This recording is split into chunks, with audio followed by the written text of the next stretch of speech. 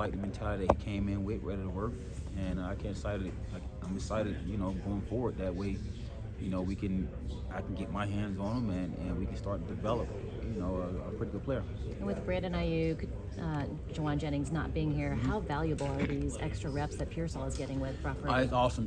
Both good and bad, I would say. A reason why is it's good for Ricky because he get a ton of reps, but it's also bad because of us two guys who, know how we do things, knows how it's done the right way, and he's not able to see those guys do it, so that's that added another rep for him not to be able to learn. So, but the reps portion, it helps out a lot. The more we can rep things with him, with Jake, with Tariq, with any of the guys, the better they're gonna be at it. So, in that sense, it helps him.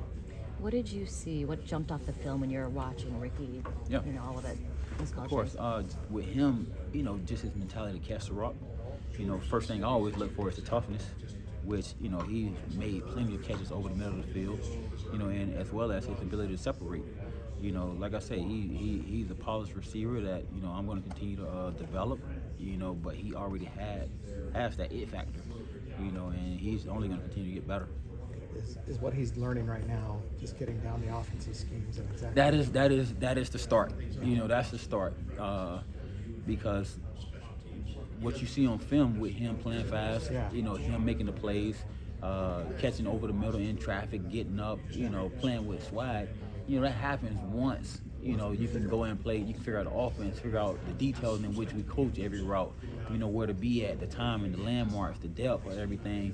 It's hard to play fast when you don't know those things, because I'm still trying to learn out where I get lined up at.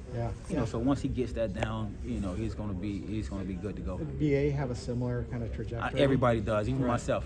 And that goes back to 2011. Yeah. Every receiver in this offense is going to be that way because it is very complex. And just the details of, the entire offense, where to line up at, how deep is my route, how to run this route versus this coverage. It's a lot, and I understand that. Like I say, I was a receiver in the offense for 5 years, so just having that understanding, I know it takes a lot of time, and effort, on myself and with the player himself. As long as they put in the work, then it's going to come. He's been here for about 2 weeks or so. He's been here. This the second week? Yeah. This the second So week he's been here. Does he, I know in college he would stay after practice and catch. Is he doing the same? Just putting that. They've been here time? since he's been here. They've been in the building from morning to evening. Putting in the work. Just trying to stay on top of it. Like myself, himself. Everybody wants to happen overnight, but that's not going to be the case. It's going to take time to learn. It's going to take time to get a full understanding of, how to get open versus this leverage, and this defense, and even just, jumping off the rock. When it's free access, it's going to take time, but once it does click, he got the ability, to go out there and put it together and make some plays for us. What do you like about Jacob Cohn? Jake, he's a heck of a player, man. What stood out on him is his toughness, his speed, his mentality to run after the catch, and he's going to be a change of pace guy for us as well. We can throw it to him down the field, we can throw it to him underneath, and he can do whatever, any different aspects to catching the ball, handing it to him, screens. He's just a good tool for us to have. Yeah, what does he bring to, do you see how he can bring a different dimension to the offense? Of course. You got Ayuk, 5'11", Debo is about 5'11", 6 foot, JJ, 6'2", and then you got Jacob, Ricky, 6'1", then you got Jacob, right, at about 5'8". So just being a smaller, quick twitch guy, fast guy who ran a 4.3, we need that guy with a speed who can go over the top, and still be able to run a route, and that's exactly what he brings to the table. He everything that we do in his offense as far as motioning to catch screens, putting guys in the backfield to run jet sweeps, he does it all, and again, same goes for himself and Ricky alike, just being able to pick the offense up, the more they're going to be able to get out there and play fast, and do it at a faster speed. When you're watching college tape before the draft, how rare is it to find a player who runs the full route tree? It's very rare, nowadays, especially because in college ball, they don't do as much as we do, so it's always going to be tough, so it's tough on myself, especially when I'm grading wide receivers, because it's hard for me. I got to look and see the talent, the skill set that they do have, rather than knocking them for the route tree. Now if you get a certain guy who hasn't done it and he's like a running back, and you trying to predict that he can be a receiver. Now I'm like, I don't know if he can do it. But when you see the talent, you see the movement skills, you see that he can use his feet, use his hands, then it's easy to project, because now it's all about now getting him coached up with the right techniques. How is Deebo Samuel going to be new and improved besides his jersey number? Yeah, we all looking, even myself, looking to improve. And that goes from 1 through 100.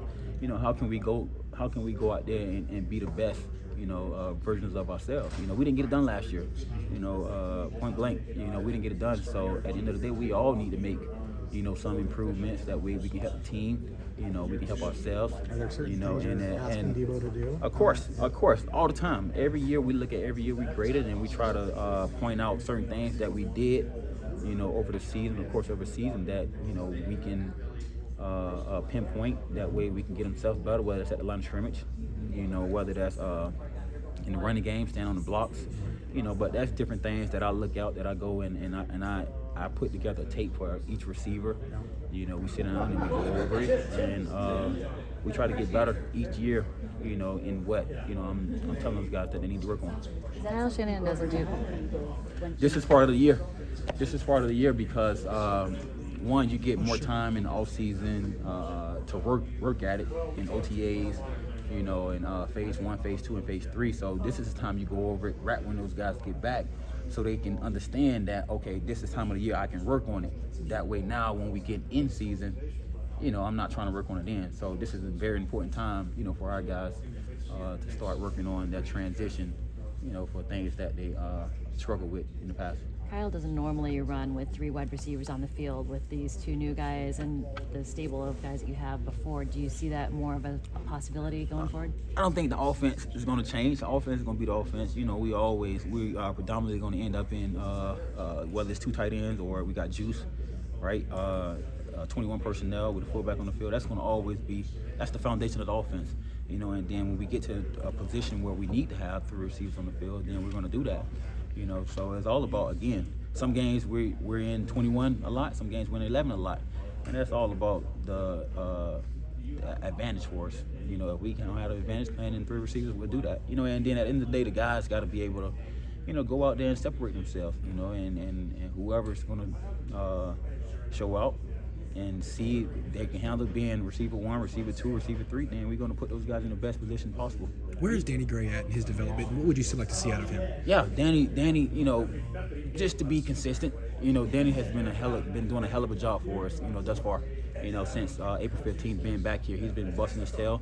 He's been working hard, but I would like for Danny just to be consistent at doing it. I never question his work ethic at all. It's just a matter of, can he sustain it? And thus far he's been doing a hell of a job. I'm impressed where he's at. I'm impressed by his mindset, how he's been out there competing. And I think he has gotten better. And he's just been doing everything I've asked of him to do.